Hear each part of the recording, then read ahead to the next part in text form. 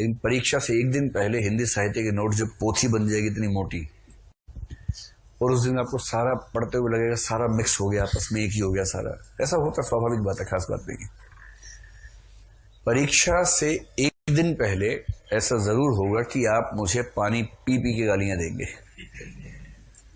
Specially अगर आपके roommate के पास इतिहास, भूगोल या राजनीति विज्ञान जैसा कोई विषय है तो वो आपके मजे लेगा बहुत ज्यादा।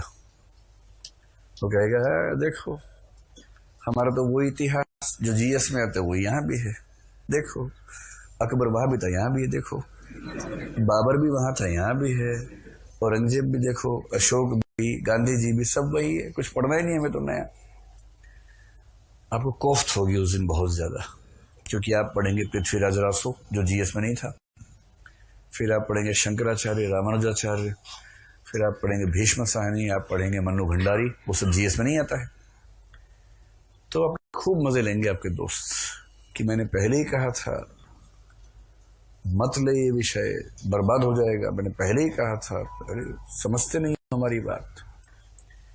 उस दिन आपके मन में सच में आएगा कि मैं धोखे में फंस गया या धोखे में फंस गई, ऐसा भाव मन में आएगा।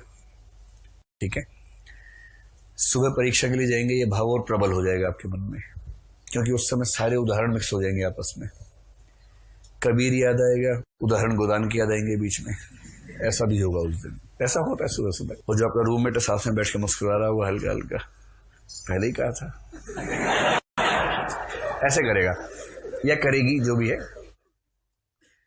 जैसे पेपर आएगा, पेपर आप देखेंगे, आपको थोड़ी राहत की सांस उसके बाद आएगी, क्योंकि पेपर में आपको लगभग सारे सवाल आते होंगे और जितना याद आना चाहिए उतना याद भी आ जाएगा, क्योंकि आप जिस टॉपिक पर पढ़ रहे हैं 1000 शब्द परीक्षा में लिखने हैं 150 शब्द, और आप परेशान है कि 300 याद नहीं आ रहे, वहां परेशानी है कि 700 याद आ गए लिखने 150 ही है। वहां परेशानी अलग किस्म की होगी, छोटा करने की, बड़ा करने की नहीं होगी। पेपर दे के आप निकलेंगे तो वो बोलेगा मैंने पहले ही कहा था यार, चुप, पहले ही कहा था, ठीक तो हो गया, क्या दिक्कत है, ठीक से तो लिख के आ गए, पहले ही कहा था, पहले ही कहा था, ठीक हो गया मेरा पेपर। उसके बाद जब मेंस का रिजल्ट आएगा उस दिन आप उसको कहेंगे पहले ही कहा था है ना, पहले ही कहा था। कि सिर्फ इस बात से नहीं होता है कि मुझे कम पढ़ना पड़ रहा है, इस बात से होता है कि नंबर ज्यादा आ रहे हैं। आपने 1 महीना बचा के 1 साल खराब कर लिया, क्या फायदा होगा, पहले ही कहा था।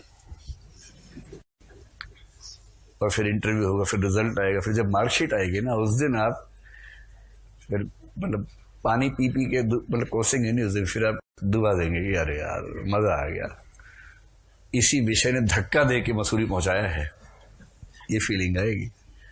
ठीक है, तो नया विषय है, थोड़ी दुविधाएं होंगी, डरिएगा मत। कुछ लोग कहेंगे बहुत उदाहरण याद करने पड़ते हैं, सच में करने पड़ते हैं, बहुत मुश्किल है, बहुत ज्यादा मुश्किल है, याद नहीं होता है, पर नंबर तो उसी में आएंगे।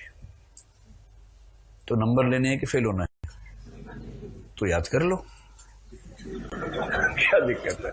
मतलब उतना याद नहीं करना है, मैं चाह रहा हूं कि आपका डर अगर है तो रहे, मुझे कोई फर्क नहीं पड़ रहा। उदाहरण तो याद करने ही पड़ेंगे। अब आप इतिहास पढ़ेंगे, आपको साइट से याद करनी पड़ेंगे ना भाई, फिर कौन से राजा ने क्या किया, कौन से सिक्के चलाए, कौन सा प्रशासन किया, याद करना पड़ेगा ना, क्या कर सकते हैं, करना ही पड़ेगा। तो हिंदी में कुछ लोग कहेंगे याद ज्यादा करना पड़ता है, आप बोलना हाँ सच में याद करना पड़ता है, हम कर लेंगे, तुम तनाव मत लो, मेरा हेडेक है, मैं करूंगा, आप क्यों टेंशन में हो।